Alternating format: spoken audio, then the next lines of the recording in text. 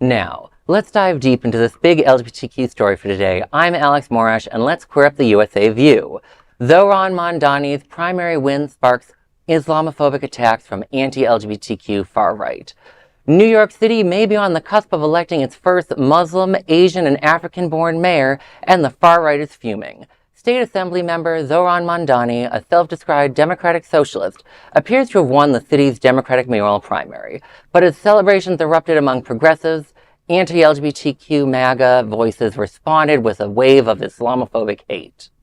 Right-wing conspiracy theorist Laura Loomer, a close ally of Donald Trump, wrote on Twitter that Zohran Mamdani hasn't even been a U.S. citizen for 10 years. He is literally supported by terrorists, and New York City is about to see 9/11 2.0, end quote.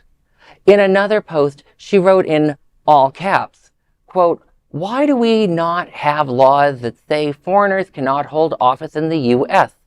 What the hell?" End quote. Shaya Rajak, the anti-LGBTQ founder of the notorious Libs of TikTok, shared a video of Mamdani's victory and simply wrote, "Rest in peace, New York City."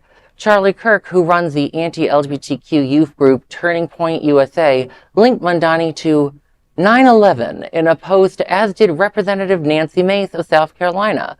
Meanwhile, Representative Marjorie Taylor Greene, a favorite of Queer News Tonight, posted a photoshopped image of the Statue of Liberty wearing a burka, with the words, "This hits hard."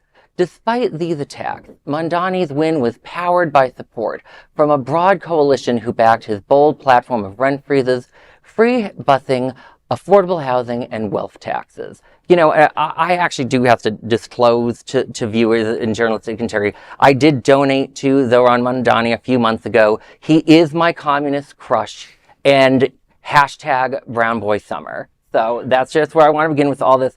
He has done an amazing job as a candidate. You know, I actually on this show about a year ago got into a back and forth with the president of the Dolphin Downs, where I was like, you know, candidates have to give people a reason to vote for them. And I was told that that's a purity test. And I was like, no, this is exactly what I'm talking about, of giving them something. He ran on a simple platform that anyone can understand. Free buses, rent freezes, which affects 44% of renters in New York City, and public grocery stores was his other thing. You don't need to fill out a form for any of that to apply to you. It just happens. And everyday people understand that, even if it's not the best idea, that they think it's better than some of the other options. On this Islamophobia, for a second when I was reading the script, I was like, are we talking about Laura Loomer, or are we talking about what Andrew Cuomo and Eric Adams and the Democratic establishment have been saying? Because there was a super PAC for Andrew Cuomo, Democratic run. They prepped, and thank God someone stopped it from going to print, an image of him where they lengthened his beard and darkened his skin as part of their Islamophobic attack. The Islamophobia that Zohran has gotten is disgusting. He's been getting death threats. And it's also, to me, it also says he's on to something. You know, I think he's going to go far with this. Oh yeah, I was just gonna say I agree. I think you're right. He's onto something, and you hear a lot of the retort coming from the Democratic side of the party, being like, "Oh, he really got through to Gen Z using TikTok. It's all that he's really good at social media." And it's the points he came to the table with, the progressive things he campaigned on. He had 50,000 close supporters who were so moved by the things he was speaking on that they went door to door championing what he wanted. And so it's crazy that you're right. It's so funny because the Islamophobia, sometimes the calls coming from inside the House, and the very old centrist Democratic House. And they keep putting up and petitioning these terrible, awful candidates like they did here in Florida for our midterm election with Chris Christie. And it's these old white men, and it's time for something new. It's time for something better. They need to stop saying things like the young people don't want to vote. No, you stopped listening to us, and we don't want to vote for your old, stale, nasty-ass candidate. Like, please, thank you. Well, and also, I mean, you bring up a good point, you know, who cares how he reaches out to people? I mean, we were talking about people who have campaigned on Grindr. Mm-hmm. I mean, use the technology there to reach the people that you need to reach and the people that you want to reach. And if TikTok and social media is a way to, you know, get out there and campaign, more power to you. And the fact that, you know, she says he hasn't been a U.S. citizen for, you know, more than 10 years. He's a U.S. citizen. Who cares how long he's a U.S. citizen? He's not running for president. So, who cares? Like that like you're throwing stuff out there that has no merit to the conversation at all. You're literally just throwing stuff out there to stir up somebody, because most people do not read entire comments. They read the highlights, they read whatever's in caps, and they go, oh, Islamic, or oh, not U.S. citizen, and they forget to read the whole book. They skim read the paragraph, and that's the problem with most people. And so, going out on social media platforms does give a shorter time frame, so you get your point across really quick, really precise, instead of what these older, mainstream, Democratic and Republican people are doing is they remember the days when they had to sit there and pull, full page ads, and they had full commercials, and we don't live in that world anymore. But the content and the context of what you're talking about in those short forms are just as important. 100%. Alexander was bringing on something important, because some of the establishment commentators and consultant class have tried to wipe away his victory. It's like, we just need to do better TikTok. And as you're saying,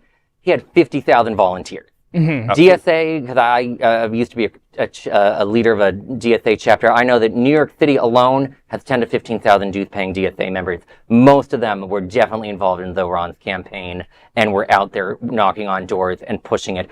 Yes, he had great social media. That's how I figured out who he was in Florida. But for his actual moving voters, those in-person things helped. His personality on TikTok was great. Watching him and Hassan Piker to interview each other, like, people talk about we need a Joe Rogan of the left. I'm like, Zohran and Hassan, I could watch them all day, every day, and so could most of America. Yeah. They were fun and engaged, but like the consultant class is just doing it as a way of trying to get around the deeper conversation, which is they were all claiming it's a messaging problem. And like, you literally had a Bill Clinton endorsed candidate lose, and there was so much other racism.